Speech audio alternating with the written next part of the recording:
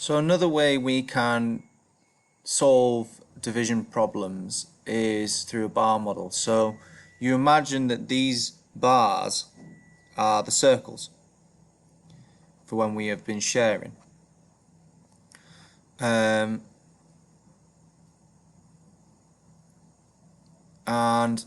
thinking about this, it says 20 divided by 4 equals 5. So we split it into 4. So if we were sharing this, we would draw 4 circles. And then we would share them equally. So we would go 1, 2, 3, 4, 5, 6, 7, 8, 9, 10, 11, 12, all the way up to 20. And then we would see how many we've got in here.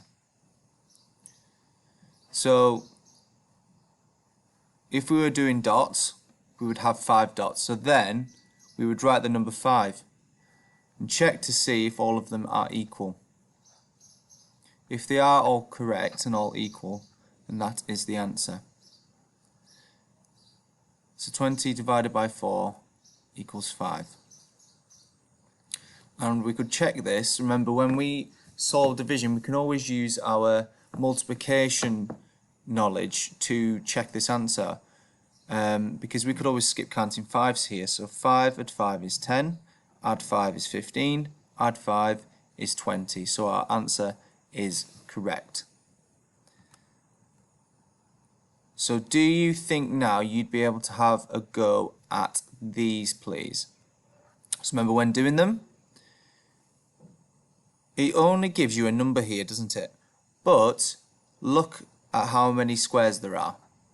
So this one, for example, would be 25 divided by 1, 2, 3, 4, 5. And remember, when you are sharing, you want to be putting 1 in each of these. So 1, 2, 3, 4, 5, 6, 7, 8, 9, 10. Going on like this. Okay? So pause the video, and have a go at this now. And I'd like you to upload a picture of you completing this for me, please.